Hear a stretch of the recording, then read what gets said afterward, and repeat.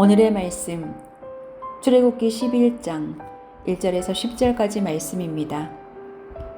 주님께서 모세에게 말씀하셨다.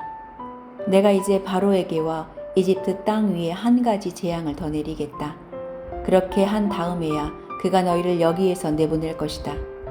그가 너희를 내보낼 때에는 여기에서 너희를 마구 쫓아낼 것이니 이제 너는 백성에게 일러서 남자는 이웃에 사는 남자에게 여자는 이웃에 사는 여자에게 은부치와 금부치를 요구하게 하여라. 주님께서 이집트 사람들이 이스라엘 백성에게 호감을 가지게 하시고 또 이집트 땅에서 바로의 신하와 백성이 이 사람 모세를 아주 위대한 인물로 여기게 하셨다. 그래서 모세가 바로에게 말하였다. 주님께서 말씀하셨습니다.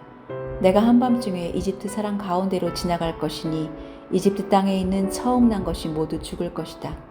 임금 자리에 앉은 바로의 마다들을 비롯하여 맷돌질하는 몸종의 마다들과 모든 짐승의 맛배가 다 죽을 것이다. 이집트 온 땅에서 이제까지도 없었고 앞으로도 없을 큰 곡성이 들릴 것이다. 그러나 이집트의 개마저 이스라엘 자손을 보고서는 짖지 않을 것이다. 사람뿐 아니라 짐승을 보고서도 짖지 않을 것이다. 이는 나 주가 이집트 사람과 이스라엘 사람을 구별하였다는 것을 너희에게 알리려는 것이다. 이렇게 되면 임금님의 모든 신하가 나에게 와서 내 앞에 엎드려 당신과 당신을 따르는 백성은 모두 나가주시오 하고 사정할 것입니다. 이런 일이 있은 다음에야 내가 여기서 떠나겠습니다. 모세는 매우 화를 내면서 바로 앞에서 나왔다. 주님께서 모세에게 말씀하셨다. 바로가 너희의 말을 듣지 않을 것이다. 이것은 내가 아직도 더 많은 이적을 이집트 땅에서 나타내 보여야 하기 때문이다. 모세와 아론이 바로 앞에서 이 모든 이적을 행하였다. 그러나 주님께서 바로의 고집을 꺾지 않으셨으므로 바로가 그 땅에서 이스라엘 자손을 내보내지 않았다.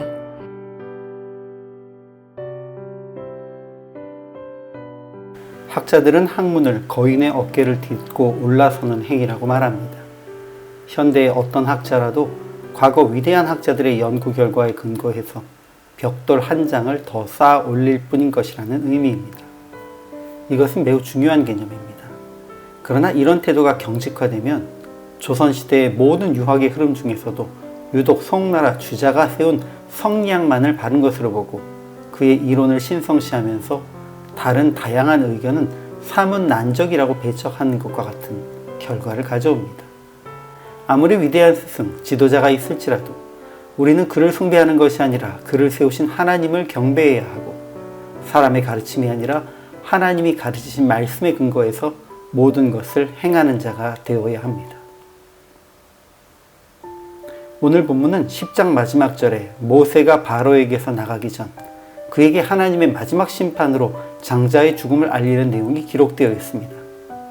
하나님은 마지막 재앙 후에 바로가 이스라엘 백성을 쫓아내듯이 보낼 것과 애굽 사람들이 모세를 위대하게 볼 것이라 말씀하십니다. 그리고 그때의 애굽 사람들에게 은금 폐물을 요청하여 가지고 가라고 명령하십니다. 이제 본문에는 모세가 하나님의 명령대로 바로에게 전한 내용이 기록되어 있습니다.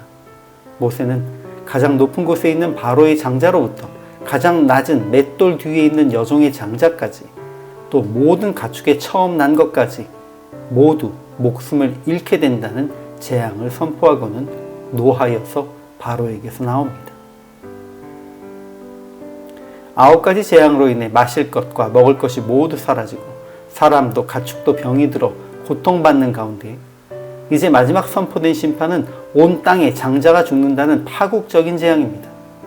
아직 실현된 것은 아니기에 마지막 파국이 다가오기 전 진정한 회개와 동시에 용서를 구하는 모습을 보인다면 아직 희망이 있습니다. 그러니 우리도 모세가 담대히 하나님의 심판의 계획을 전한 것과 같이 이 시대를 향한 하나님의 경고를 비록 사람들이 싫어하고 받아들이지 않을지라도 선포해야 합니다.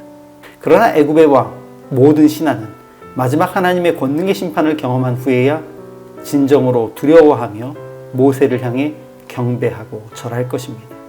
이 대목에서 우리는 사람을 경배하고 두려워하는 애굽인들은 잘못된 대상 앞에 엎드렸다는 것을 알고 있습니다.